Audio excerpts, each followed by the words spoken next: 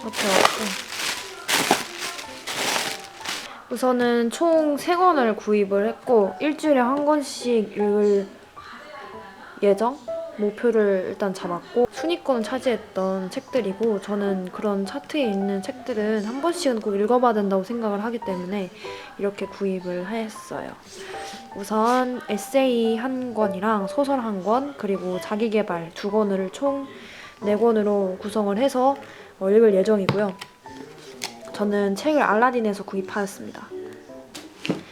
그리고 마지막으로 구입한 건 3,000원 정도 추가해가지고 책 읽을 때 좀 쓸 수 있는 북스탠드도 같이 구입을 했어요.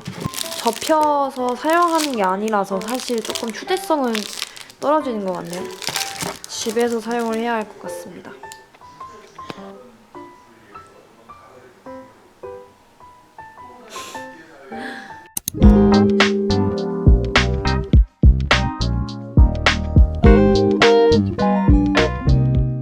네, 여러분 제가 이렇게 4권의 책을 가져왔습니다. 이 4권의 책은 이번 2022년 10월에 읽을 책들이고요.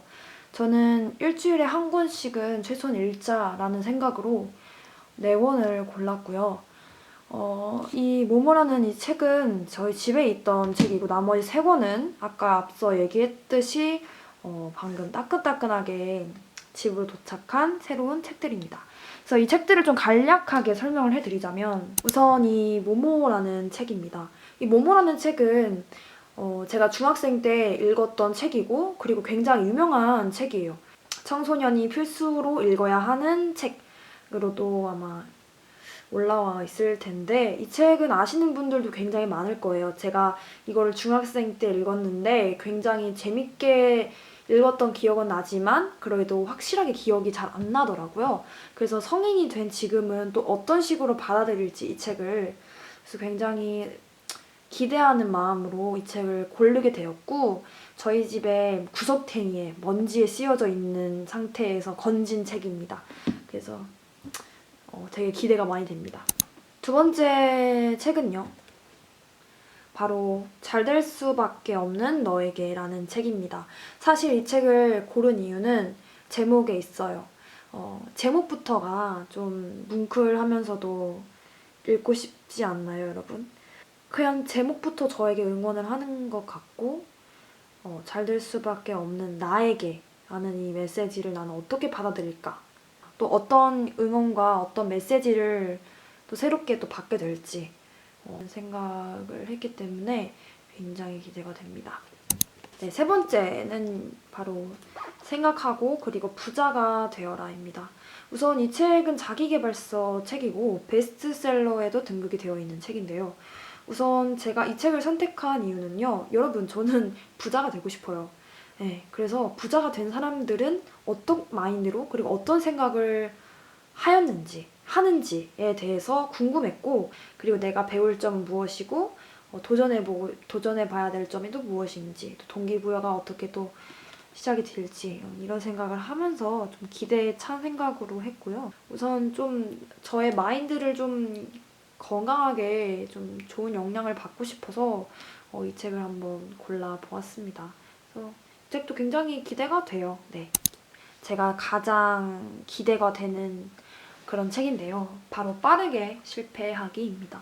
이 책은 제가 베스트셀러이든 아니든 간에 제목을 보고 바로 골랐을 것 같아요. 왜냐하면 제가 최근에 1년간 약 1년간 도전했던 게 와장창 실패를 한 결과 굉장히 우울감도 많이 느끼고 또 힘들어하고 지금도 사실 그게 아주 힘든 것 같아요.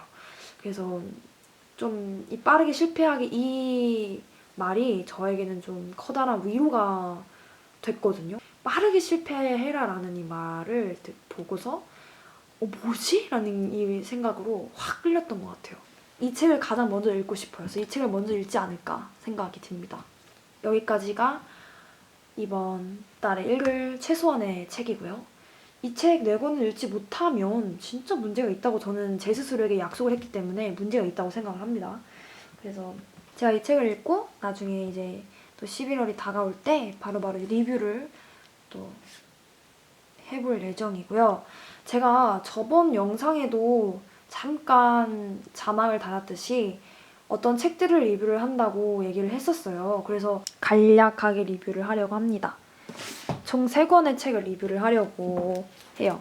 첫 번째는 바로 동물은 어떻게 슬퍼하는가입니다. 동물을 정말 사랑해요. 네, 솔직히 사람보다 더 동물을 좋아하는데 저희 집은 강아지를 3마리를 키우거든요. 그러면서 느낀 건 분명한 건 강아지들, 그러니까 동물에게도 감정은 있다. 감정이 있으면 슬픈 감정도 느낄 것이고 행복한 감정도 느낄 것이고 여러 가지 감정은 느낄 것이다 라는 거를 제가 같이 살면서 알게 된 것 같습니다. 그래서 이 책을 좀 읽어보았어요. 코끼리는 결코 무언가를 잊지 않는다. 그들은 모든 일을 너무나 생생하게 기억하다 못해 외상 후 스트레스 장애를 겪을 정도다. 가족이나 친구가 상한 인력군에게 살해당하는 것을 목격한 코끼리들은 악몽에 시달리며 잠을 설치곤 한다. 사실 저는 이 구절을 읽고서 굉장히 마음이 아팠어요. 코끼리가 이 정도까지의 감정을 느끼면서 외상 후 스트레스 장애를 겪을 정도로 아픔과 슬픔을 느끼는구나. 슬픔이 있는 곳에는 사랑이 있었던 것이다. 동물들도 감정을 느끼는데 그 중에서 이 저자는 수많은 감정 중에서 슬퍼함이라는 감정을 좀 포인트를 잡았어요. 그래서 이 슬퍼하는 이 감정을 동물들은 어떻게 느끼는가? 종류가 다 다른데 다 같은 방식으로 똑같이 슬퍼할까? 이런 식으로 조금 전 접근을 했던 것 같아요. 그래서 동물을 좀 많이 사랑하고 동물에 대해서 관심이 많으신 분들은 이 책을 또 한 번씩 읽어보면 좋을 것 같습니다. 두 번째 리뷰입니다. 두 번째는 창문 너머 어렴풋이라는 에세이 책인데요. 제가 이 책을 보고서 너무 마음이 따뜻해지고 뭉클해지고 여러 가지 감정이 굉장히 많이 들었거든요. 그래서 포스트잇을 이게 많은 쪽수는 아닌데 많이 붙여봤습니다. 그 중에 몇 가지를 또 소개시켜 드릴게요. 첫 번째 제가 좀 마음에 와닿았던 구절은요.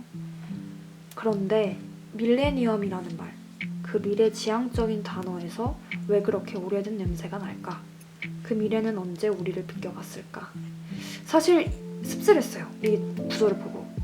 저 밀레니엄 세대거든요. 미래지향적인가? 과연 우리 이 밀레니엄 세대가 미래지향적인 사회에서 그런 삶을 꿈꾸며 살아가고 있는가? 그런 생각을 하게 된 것 같아요. 다음은요. 이 구절은 제가 좀 곱씹었던 구절인 것 같아요. 그들은 하루를 증언하기 위해 그곳에 앉아 있어요. 매일 뜨고 지는 해와 바람과 지나가는 사람들, 흘러가면 아무것도 아닌 것들을 증언하는 삶이 무엇일까? 라는 생각을 했어요. 그래서 오늘 하루를 좀 증언하는 사람이 되어보자 라는 생각을 하면서 좀 동기부여가 됐던 것 같습니다. 네, 이렇게 됐고요. 마지막 책이에요. 저는 사실 이 책이 2022년 9월 제가 책을 읽었던 것들 중에서 이 책이 가장 마음에 들었고 또 구입하는 과정에서도 이 책이 가장 설렜었어요. 그 이유가 바로 법에 대한 이야기이기 때문입니다. 저는 법정 드라마도 좋아하고요. 그리고 뭐 살인사건 그런 거 해결하고 추리 이런 거 엄청 좋아하고요.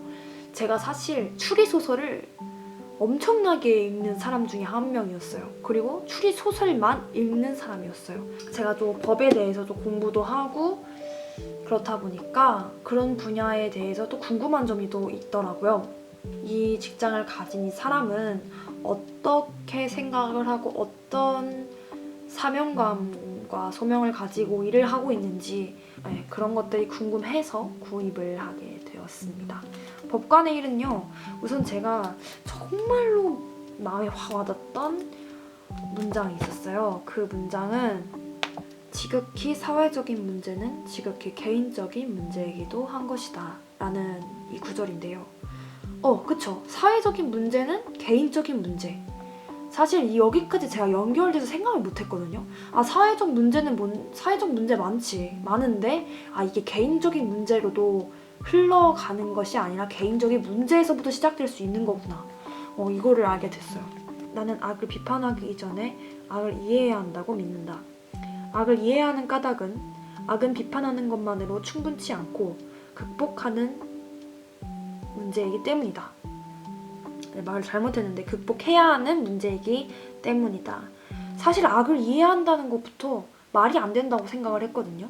근데 생각을 해보니까 그치, 이 악이 무엇이고 이해한 다음에 비판으로만 끝나는 것이 아니라 극복을 해야 하는 단계까지 꼭 가야 하는구나. 알면서도 거기까지 저는 생각을 못했던 거죠.